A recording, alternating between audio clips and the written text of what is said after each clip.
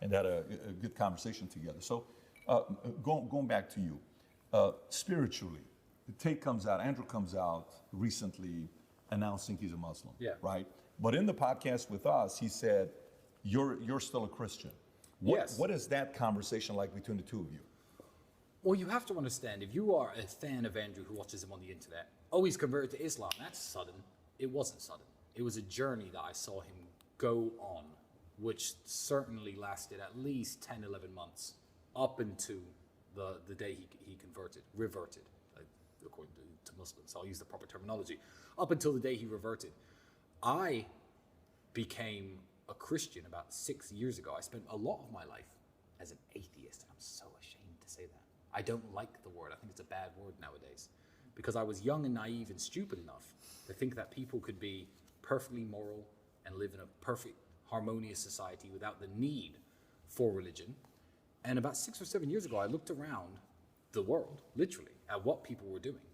The massive fetishization, I'll call it, of abortion, the degeneracy in society, and everyone's an atheist. I thought, are these my people? And I was living in Romania, the most Orthodox Christian country in the world. My daughter's maternal grandfather is actually an Orthodox Christian priest. And I picked up the Bible again, and I read it from cover to cover, front to back. Mm-hmm. And that was 6 years ago when I became a Christian. Now, ever since Andrew's reversion, I have not spoken about my religious beliefs, because there are teams on Twitter. So you guys get the exclusive. There are literally warring tribes on Twitter of Christian trolls, let's call them, and Muslim trolls, all fighting for my soul. Tristan, what do you believe in? Tristan, and I haven't mentioned my religion ever since Andrew's aversion to Islam. So there are people who think I'm a Muslim. There are people who know I'm a Christian.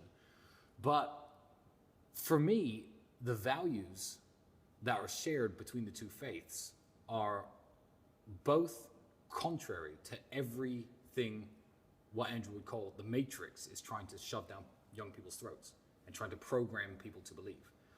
I think the days of Christians and Muslims murdering each other in crusades and trying to take the holy city of Jerusalem, etc., are over. I think that there are ideological differences, and there are ignorant Christians who will be like, oh yeah, but Islam's a fake religion. But then there are ignorant Muslims who will say, oh, Christianity's a fake religion. Good, you're supposed to think that. They're different religions, and they do teach different things. They have different messengers, and they have slightly different messages.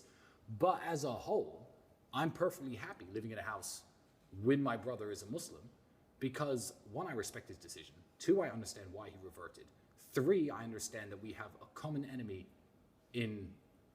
we have an enemy in common, and we have the exact same goals. I feel like the religions now should be closer than ever before. It's fine to say, you believe things about God that I don't, and I believe things about God that you don't. But can we at least agree that this is wrong? And I feel like common ground would unite Christians and Muslims hand in hand if people were less standoffish. So I have no problem with my brother being a Muslim. He's quit drinking. I have lost my drinking partner. And the only reason I'm actually talking to you about religion and answering these questions, because I kept it very close to my heart and I haven't spoken to anybody about it, is because I am publicly drinking whiskey. Well, if you need a new drinking partner, Tristan, I can help you out here. Absolutely. So and you're Jewish? Yes, most of the time.